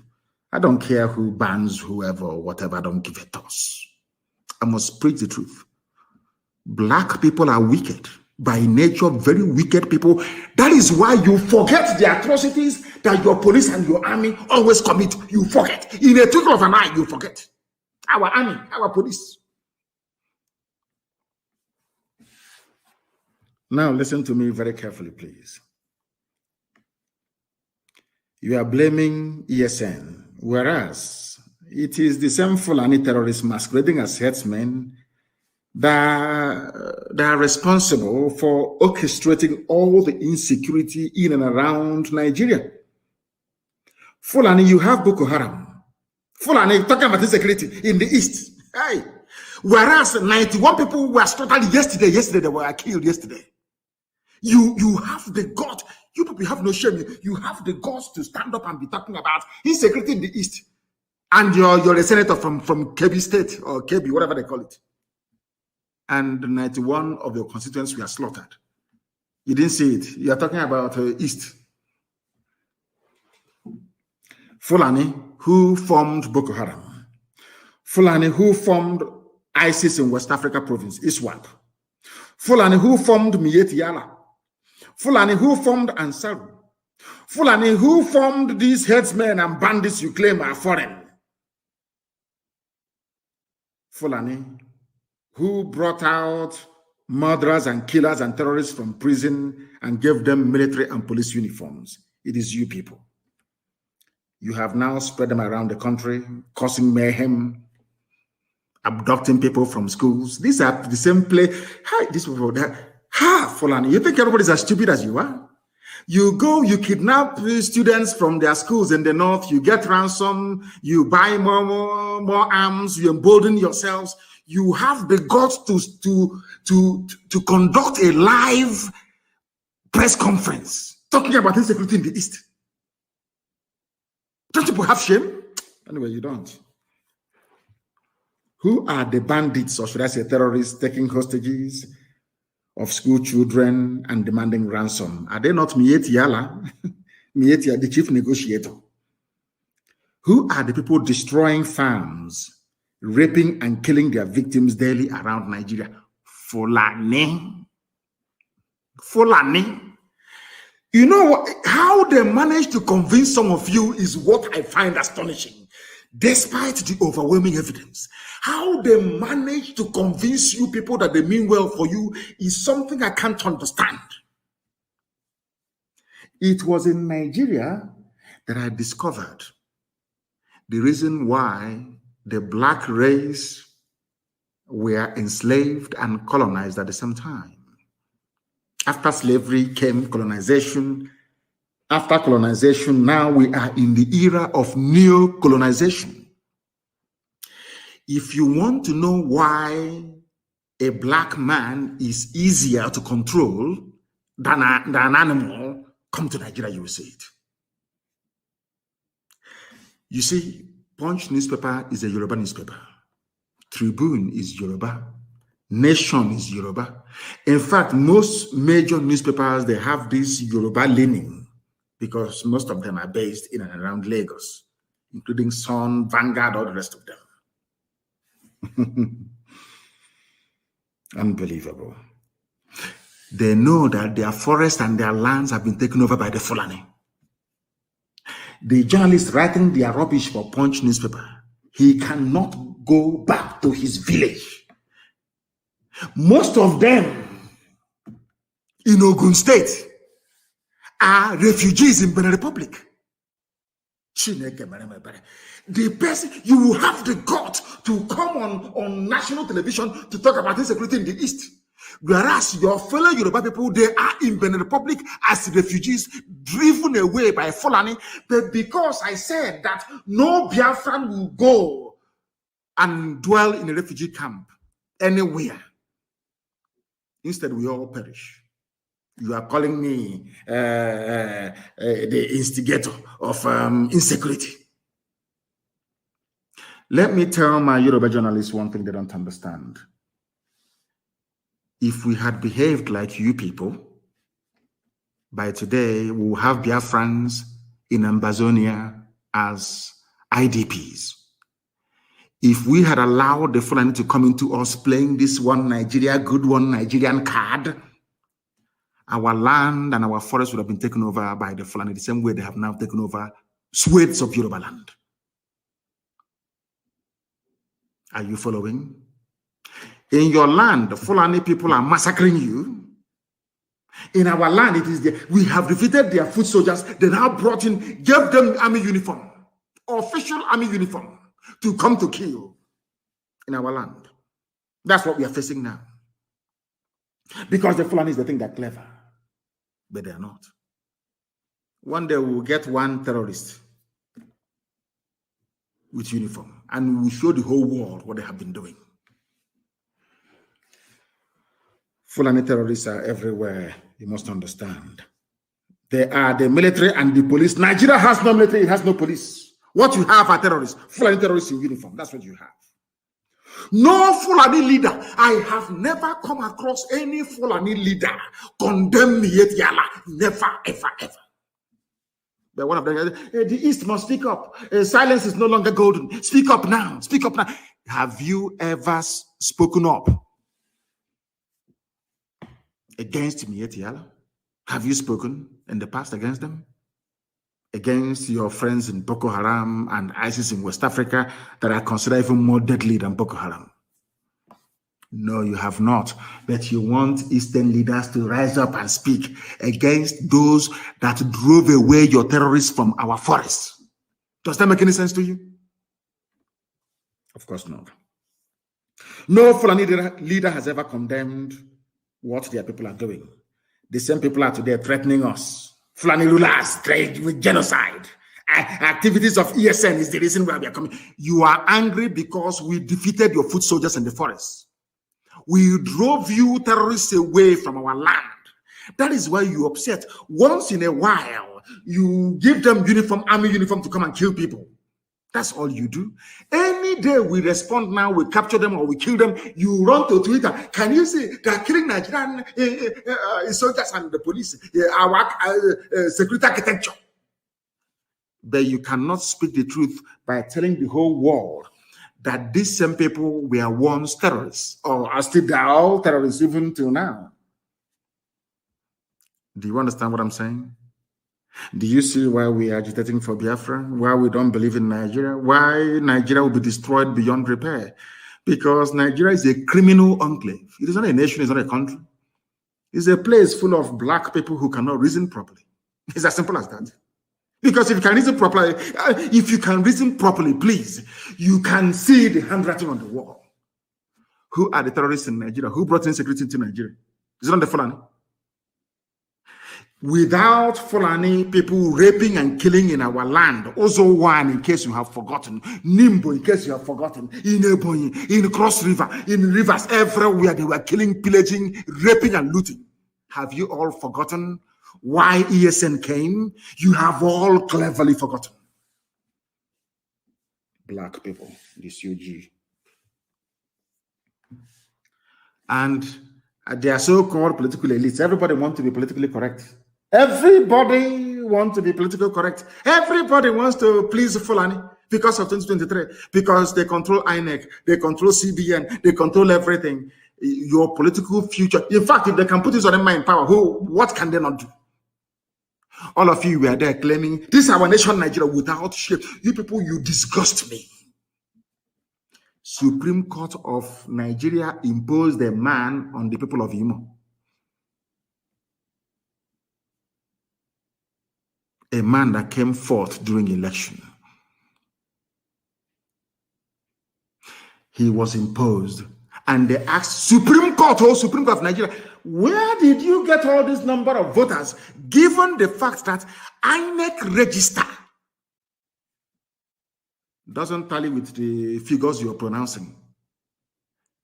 And by law, the same INEC they claimed they met a few days ago, we are not happy. Our offices are being burnt. What is happening now is not good.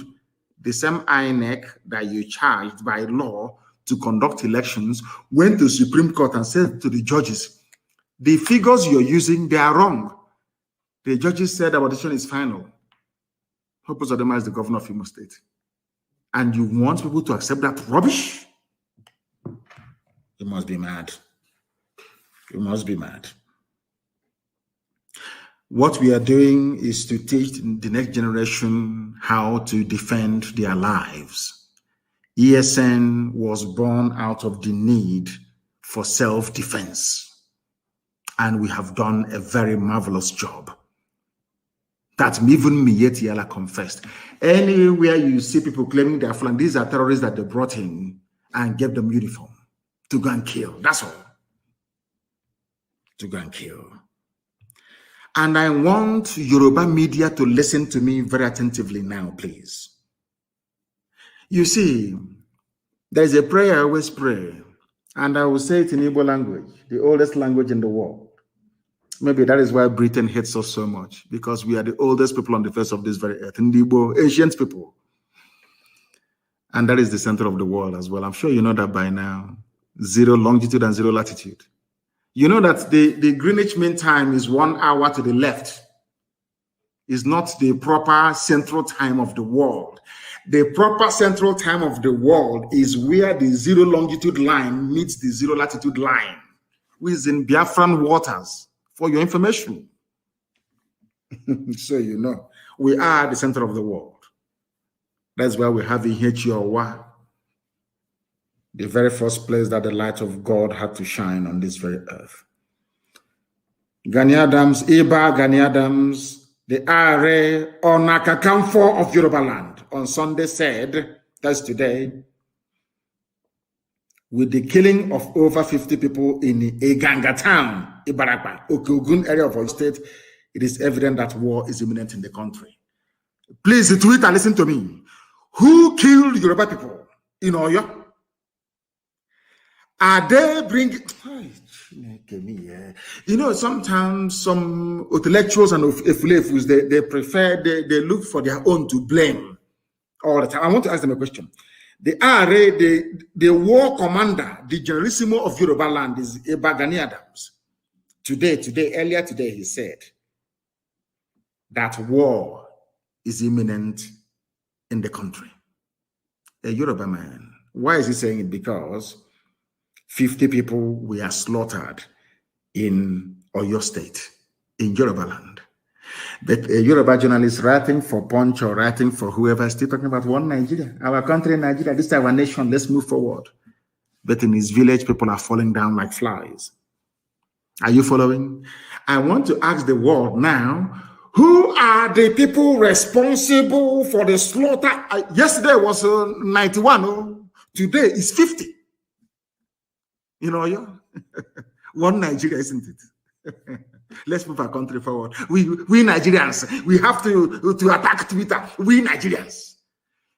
Fulani is singing the mantra of one Nigeria, and you're joining them, facing the altar, singing one Nigeria from the back. They're slaughtering you from the back.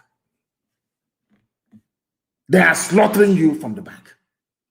When you speak, it's hate speech, it's incendiary, it's insightful. They bought over Google, you know. Nigeria bought Google. They put in so much money in Google. You don't know that because of IPOB and Nnamdi Kanu. So much money in Google. If you go to Google now, the number one, if you Google Nnamdi Kanu, if you go to Google and you write in Nnamdi Kanu, the first thing you will see, Nnamdi Kanu's tweet removed for insightful statement. Up to 4 or 5. Every other thing I said, no. Mankind is evil, honestly speaking. I'm telling you the truth. Even Google was bought over. They bought over. That one loves money. They gave him money, Zuckerberg. And he took money and handed over Facebook to Lai Mohammed in the zoo. Anything you write. If they kill us, you publish the pictures, no, they ban you. You talk about it and they ban you. That is why everybody must be on Twitter. I've told you that before. And the events of the past few days have justified my call for each and every one of you to go and open a Twitter account, be on Twitter. Everybody must be on Twitter. That's where you do the damage to the zoo. That is why they're crying and complaining and lamenting every blessed day. I will not let him go. Forget all the nonsense, all the noise on the pages of newspapers and all that rubbish and on channels. Ask about bunkum. As if it will matter to us. It doesn't matter to me. It doesn't matter to me what you write, what you say, what you gossip is irrelevant to me. You know that very well, don't you? Gani Adams said he condemned the gruesome murder of innocent residents of the town and warned Fulani headsmen and bandits to stay away from the southwest or be ready to face stiff resistance. Tomorrow now, when maybe OPC, when they now get together to resist the Fulani, you claim that OPC is looking for war. But Fulanis are there now slaughtering them, isn't it? All of you are hypocrites. The killings happened in the early hours of Sunday and brought the entire Igaga town and its environs to its knees, with over 50 people dead, cars burnt, and over 20 houses burnt. That's their signature. Burning of houses. Do you people know who actually brought in burning of houses into the, should I say, the thinking or mindset of Nigerians? Do you know who brought it in? It's the army, Nigerian army. They are the ones. They go to your house. They kill you. If you escape, they burn your house down. The same barrister Joffo, they attacked his house again last night to kill him. They came, was it not last year, and burnt his house. Do you know that Nigeria army went to Fela's house in those days? People talk about unknown gunmen, unknown goat, unknown cow, unknown pig. Who started the phenomenon of unknown? Nigerian government under Obasanjo. They sent soldiers to go and kill Fela and his mom. They went to Fela's house after causing the death of the mother, of course. They burnt the place down. Nigerian army. They asked them, who did it? They said, unknown soldiers. All of you have forgotten. These are black people that don't read. You don't even know history. They asked Obasanjo, who were the people responsible for invading Fela's home, Fela and Nicolas Bokuti, his home. They said it's unknown soldiers. Oh, dear me. Nigeria. You see Obasanjo tomorrow, this insecurity is getting out of hand. Obasanjo, did you not start insecurity by sending soldiers to go to Fela's house? What crime did Fela commit? He was singing and expressing his natural, his God-given right to speak his mind. Obasanjo, you today talking rubbish, insecurity, and we need the bitterness in the land. Why did you send soldiers to go and kill Fela and the mom? When they failed, they burnt the place down. Nigerian army, yes. It was Nigerian army that started this very, the concept of burning down people's houses. Nigerian army, yes. Nigerian army, yes. The army of Nigeria. Our boys, as some of you will foolishly claim now and again. They killed Yoruba people 50 yesterday. The same way they went to Benue State and killed Igbo people the other day. When we go there now to confront them, people say, hey, ESN is here. They are destabilizing the polity. They're talking rubbish. Why is it that when Fulani people are killing people, all of you are quiet? When the people rise up to retaliate, you start talking rubbish. All of you. You start writing to Twitter. Lai Mohammed was upset because he wrote to Twitter on 4 occasions for Twitter to ban my account. And Twitter said no. You don't know that? 4 times they wrote, Ministry of Information and Culture, signed by Lai Mohammed to Twitter, ban Nnamdi Kanu. Twitter said no on 4 occasions. But they called Facebook, Facebook, they have Nigerians working for them. Bribery and corruption, gave them money. Anything you see that is Biafra, pull it down. And the idiot doing work for Facebook, pulling all Biafran posts down in his village in Ibarak, but they have killed 50 people. I can see I can see that hand with which you have used to write that poisonous epistle on the pages of Punch newspaper. You will put it inside your mouth and you become contaminated. Ibaraba is an example. Yoruba land is under siege by the Fulani. And you're writing about the East. I know that Ibagani Adams will do the obvious. They even destroyed the palace of the Oba of Ashigagan, of Igaga land. Oba Adewusi Olaoye. His house was not spared. And the monarch has been whisked away by the bandits. They even took a Yoruba traditional ruler, an Oba in Yoruba land, Fulani. Your friends, your friends in one Nigeria, keeping Nigeria one, moving ahead, yes? They took your Oba. Fulani bandits took your Oba. In the East, you have their soldiers disgracing our traditional rulers, as they did in the coastal region. They know what they're doing. Can they do that thing to an emir in the North? Can they try it? Of course, the answer is no. Because all of you people, you tolerate Fulani Janjaweedism under the guise of one Nigeria. They are flying your flag, green, white, green in front of you, but inside they're destroying you. But you don't know. Very, very sad indeed. It's very difficult to sound presidential or to sound statesman-like when you're discussing Nigeria because the whole place is disgusting. Nigeria is disgusting. They never spoke the language that they're terrorists. Why don't you now come out and say the killing in Oyo State is bad? We are going to treat them in a language they understand. Why not? It's only in the East. And Yoruba journalists, they support this junk coming from these people. That is the reason why they come to your land and they massacre people. Because you support evil. Tinubu has to be president. You people are jokers. That Biafrans are not in IDP camps today or refugee camps is because of the immense work that ESN is doing. And for record ESN is in the bushes and forests of Biafra land. We are not out on the street. All of you trying your best to link ESN with unknown gunmen, you're wasting your time. If you want to know how unknown gunmen were born, go and look at all the atrocities of the Nigerian army and police against young people in the East. You'll understand that. ESN is inside the bush, making it possible for you to sleep at night. ESN is not and will never be unknown gunmen. And without myself excusing the activities of these angry youths that have had their relatives murdered by the Nigerian state, it is the same Nigerian police and army that are complaining today that brought this brutality and lawlessness. And I'll ask them again, oh, what did those people do to you? Onisha, Emene in Enugu, have you all forgotten? Mbama River in Bayelsa.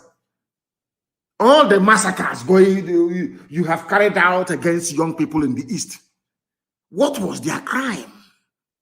What offense did they commit to warrant you to go to where they are praying and kill them? Nobody can answer that question. You think because you have money, you can bribe Reuters and bribe AFP and bribe Sky News and CNN and bribe the Yoruba media and all that rubbish. You silence us, you're mad, you are insane, you cannot do it. There is something called the internet. Even if you ban us here, we go somewhere else. It doesn't matter, our message keep going. Our message will keep going.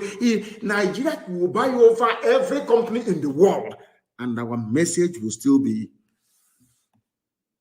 passed down to the people that need it most. ESN is not unknown gunmen and can never be. But we know how unknown gunmen started. Every day you kill people and you go scot-free. Today they have gone to a Joffa's house. They have shot dead a young man there today. When his relatives rise up tomorrow, pick up arms and start killing police, you start talking rubbish. You'll be talking jazz from your stupid, stinking Zoom out. You'll be talking rubbish. Nobody has condemned the killing of a young man in Barrister Joffa's house last night around 2:30 a.m. In fact, early this morning. Have you written about him? Now, the family of that boy will be asking, what did he do wrong? Did he commit any crime? So his crime is that he's in Barrister Joffa's house and you killed him. Tomorrow, when his brother or sister will pick up arms and start fighting the police, all of you, I don't know how to describe you demons. All of you demons will start talking your usual crap and rubbish. Zoo animals. They came to Ejiofor's house and picked up people for no reason. Now, Ejiofor is a barrister, registered with zoo courts and all the rest of it, doing his work as an attorney. What crime did he commit? What was his crime? I'm asking you. You want to kill him because he's Nnamdi Kanu's attorney. These are the people you want to be in the same country with. When they have an issue with you, they go and kill your lawyer. Look at Barrister Okorafor, that exposed the abduction, that exposed the genocide that took place in Obibo. They threw a hand grenade into the mother's car and blew the woman up. Okorafor went to go and bury the mother. They came there and they shot him as well. Luckily, he managed to escape with a bullet wound on his foot, his right leg. Are you aware of it? Tomorrow they say, our police are being attacked. Our army are being attacked. All that rubbish. When your army is busy attacking innocent people, all of you demonic animals in the zoo called Nigeria, you call...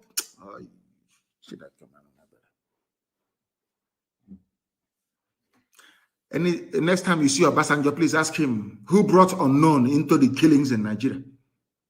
He will tell you he did. Unknown soldiers going to Fela's house. Who bombed Fela's house? Is it Calcutta Republic or whatever it's called? Unknown soldiers under Obasanjo. That's Nigeria for you. They started the insecurity. Fulani, this very regime nepotism, this regime of backwardness, this feudal regime of mediocrity. They are the ones that started insecurity in Nigeria. Wicked souls. Wicked souls. Every time they deny. Let me tell you something about, Ahmed Gulag that was killed. Anyway, I'm not going to go into it because there was a man in the vehicle. He is an Ogoni man. An Ogoni man was with Ahmed Gulag in his vehicle. They don't do research, but we do. The Ahmed Gulag, the reason why they're killing everybody in the East. He was with another man riding in the vehicle. Where is that man? And I want him to speak publicly and tell the whole world what he told the police about the identity of the killers of Ahmed Gulag. There was a man riding, I don't want to mention your name. If you don't make a public statement within 2 days, I will mention your name. This man witnessed the assassination of Ahmed Gulag firsthand. And the man said to the police, he told the IG of police, the assassins were not Igbo.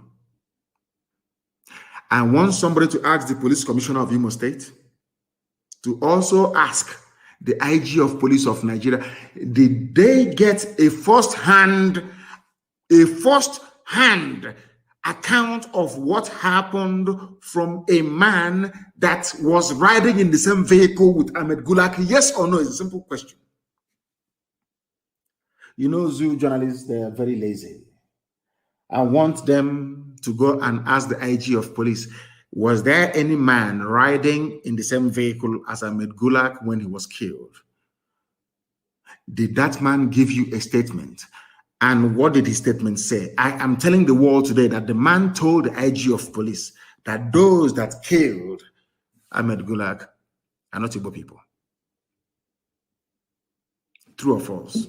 But all of you are busy writing rubbish. Daily Post, all these idiots writing junk. You think you want to stifle Biafra. You think you want to delay the coming of Biafra. You think you can stop Biafra from coming, but you're wasting your time.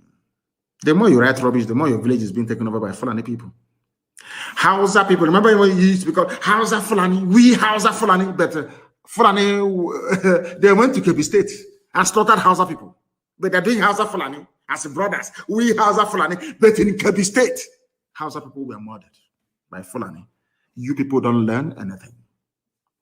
As I said, there is something wrong with the brain of black people, especially those of you from Nigeria. There is something definitely wrong with your brain. I'm telling you the truth. You are not normal. You can never be with the way you reason. I don't want to mention names, but that man, you must come forward to tell the world what is going on and to tell you how clever the Fulani think they are.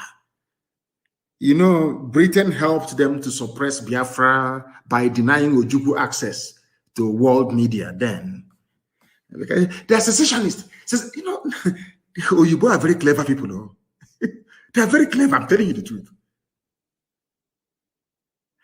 There are people in California, in America, called Cal Exit. They want California to break away from the USA. They're not being called secessionists. The Bloc Québécois in French Canada, nobody's calling them secessionists because they're white. But a white man came to my land and formed a country for me without my consent.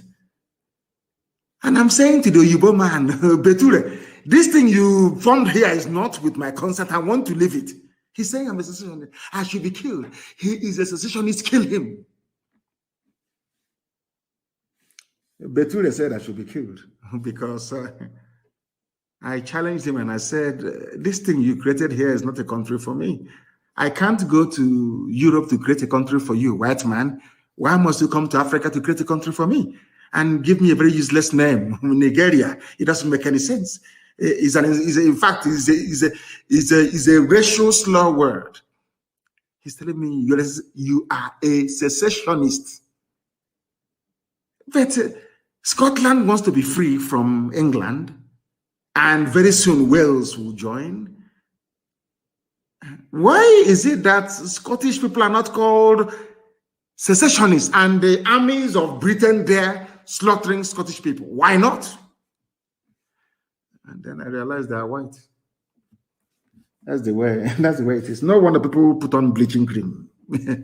Sometimes when you look at black people, you know the way we reason is a bit strange. You can buy one unku cream and add bleach to it and be rubbing it on your body to be white. Because I don't blame them, to be honest with you. I just don't blame them. The way we reason is quite astonishing. Nobody can ask them, Punch newspaper that hardened Yoruba or Fulani Janjaweed paper can never ask anybody, how come Nicola Sturgeon is not a secessionist?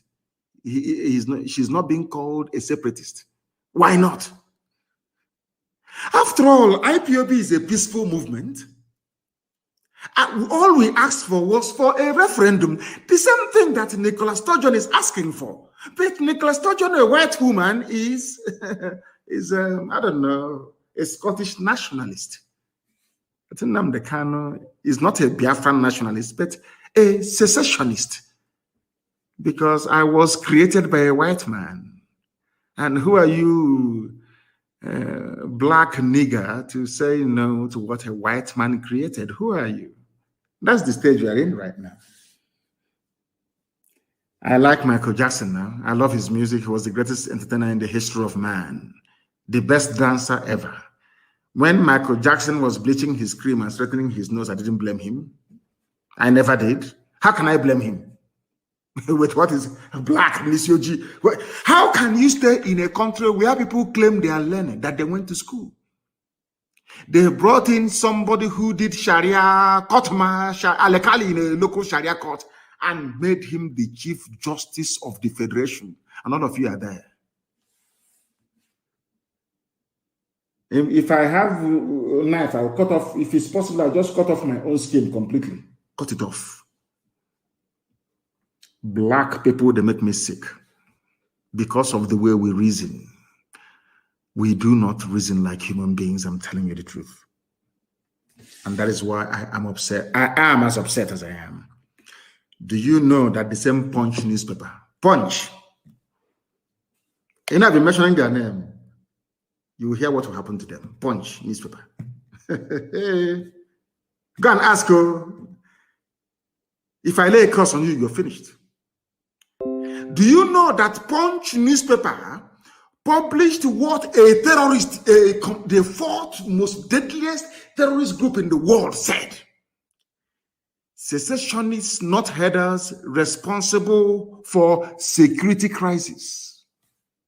A terrorist saying that people who are seeking, they don't even want to say that we are a group of people seeking self-determination. No, it's not for you. You're black. A white man created Nigeria. A white woman named it, gave it the name that it's bearing today. Who are you, a black nigger, to go and change it? Who are you? You're black, you're a nigger. So that is why you're a secessionist. Not somebody who is agitating for self-determination. Unbelievable.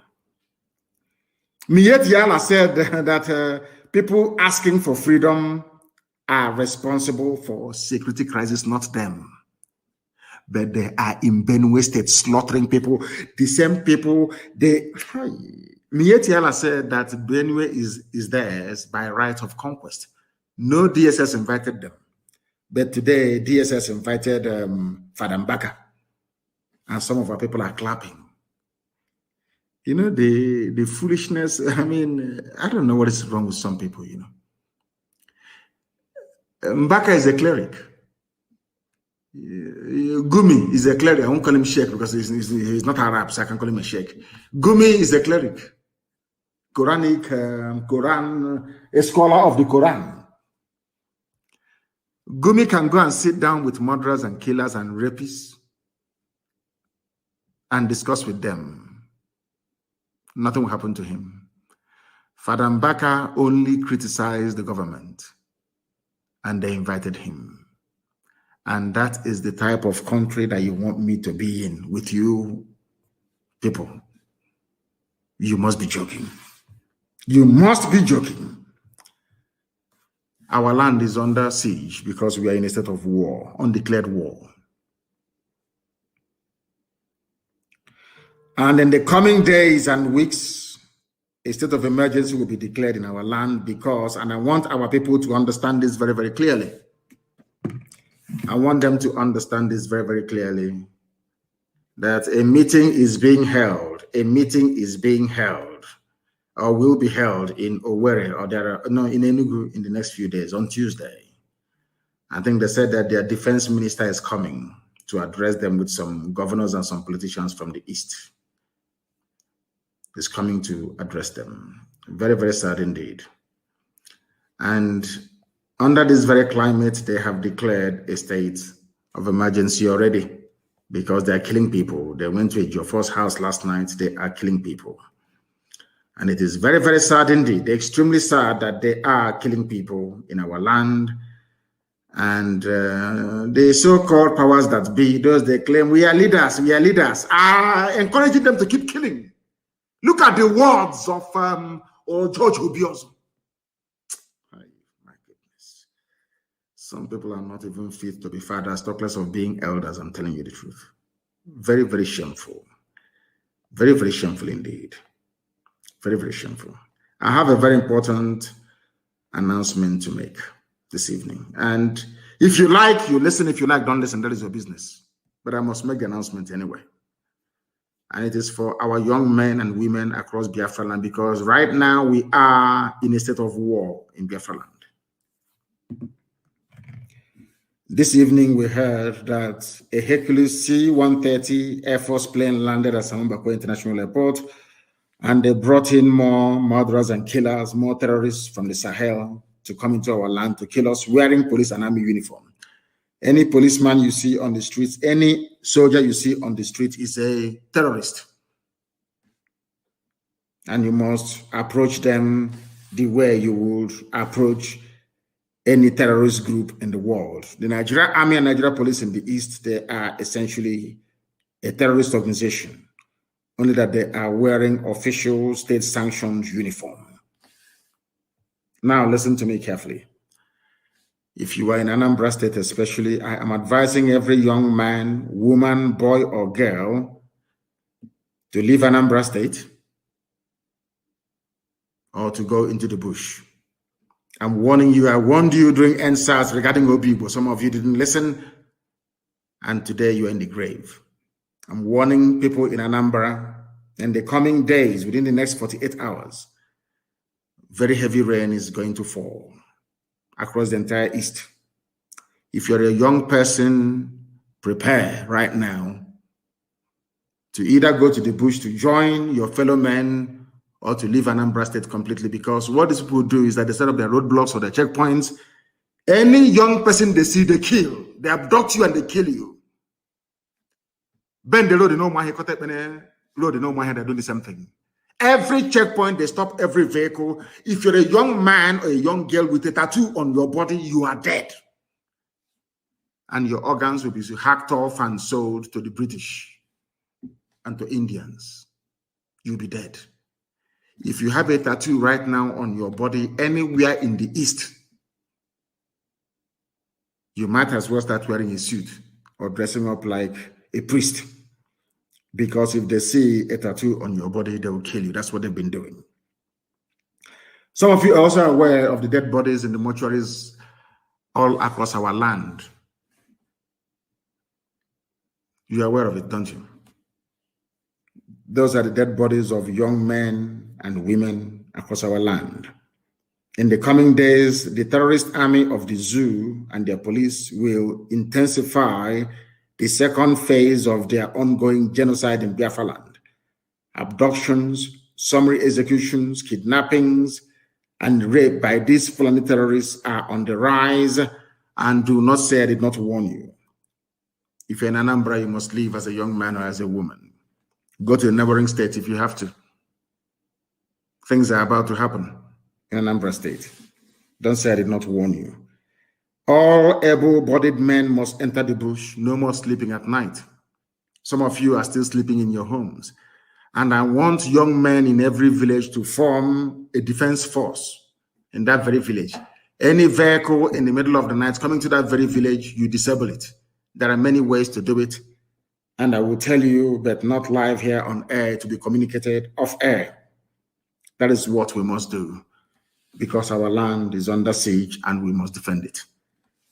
And with that, we have come to the end of our presentation this very day. And I thank you all for listening. And for those of you, the Twitter staff that are listening to us this evening, I want to tell you something that maybe the whole world knows, but Garba Shehu would not confess to knowing about, is this. You may call Biafra a secessionist, whatever you like, from now till the kingdom come. It doesn't make any difference to us. Because to us, Biafra is not just a nation, it's not a country, it's not a home. It is our religion. The same way people die for Christianity, people die for Islam, is how we are dying for Biafra. Biafra is our religion. The sooner our enemies understand this, the better for everybody. We cannot give up. Biafra is our religion. Here on radio, Biafra is where we worship. Because Elohim is our God. I thank you all for listening this very evening. Until next time, from me, from here, it is good evening.